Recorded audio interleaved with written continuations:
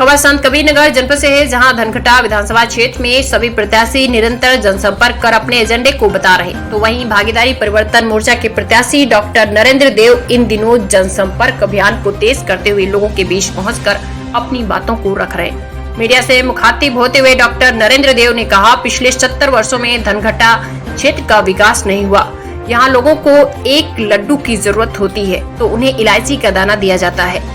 उन्होंने बिना नाम लिए मंत्री श्री राम चौहान पर निशाना साधते हुए कहा, निरंतर क्षेत्र का दौरा लोग करते हैं, लेकिन अभी भी धनघटा क्षेत्र विकास से कोसों दूर रहा।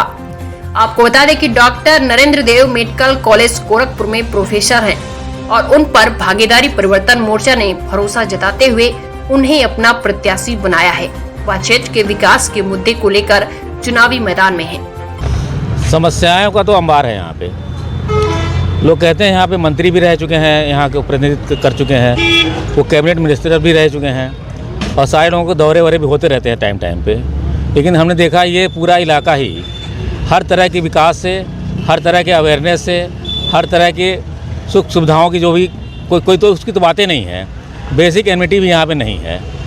तो मैं यहाँ पे मैंने जो अभी पूरे इस क्षेत्र को देखा है, तो अब मुझे एक चीज़ समझ में आई है कि अगर यहाँ पे ईमानदारी और न्याय की बात इन्फ्यूज़ कर दिया जाए, इंसाफ की बात इन्फ्यूज़ किया जाए, तभी जाके सब कुछ हो पाएगा। वैसे तो एक एक सेक्टर को पकड़ेंगे तो सब नहीं हो पाएगा। एक सेक्टर पकड़ो, दूसरा सेक्टर उधरता चला जाता है। तो आप मानते हैं कि पिछले 5 वर्षों में यहाँ विकास नहीं हो पाया? पिछले 70 वर्षों में नहीं हो पाया। 5 तो छोड़िए, केवल यहाँ पे अगर लड्डू चाहिए किसी को तो उसको मिल रहा है इलायची दाना। समझ रहे इलायची दाना जो छोटा सफ़ेद सा होता है वो इलायची दाना कहा जाता है। अगर हमको इतना बड़ा लड्डू चाहिए जो हमारी क्या कहते हैं रिक्वायरमेंट है, तो हमको दिया जाता है इलायची दाना, मुँह मीठा कर लो बस।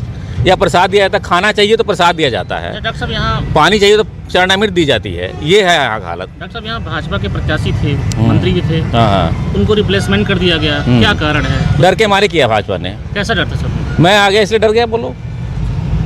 अच्छा, आपका क्या उद्देश्य है? जैसे विधानसभा मेरे आने के बाद से वो 3 बार प्रत्याशी बदल चुके हैं, 2 नहीं 3 बार बदल चुके हैं। भाजपा, सपा, बसपा सबके प्रत्याशी बदल चुके हैं। किस बात का खौफ है इन लोगों को? मेरी यहाँ की लोकल मैं हूँ यहाँ का। सब लोग बाहर से आके यहाँ को क्या कहते हैं उठा के लेके चले जाते हैं, अपने विकास अपने घर में करा करते हैं। सबको पता है अब यहाँ विकास होगा। ये आ गए हैं, यहीं के रहने वाले हैं। चुनाव का कुछ भी परिणाम हो, अब मैं यहाँ जुड़ा रहूँगा, यहाँ की समस्याओं को देखूँगा। मैं उस लायक हूँ कि मैं कुछ करता रहूँगा, चाहे चुनाव का परिणाम कुछ भी हो।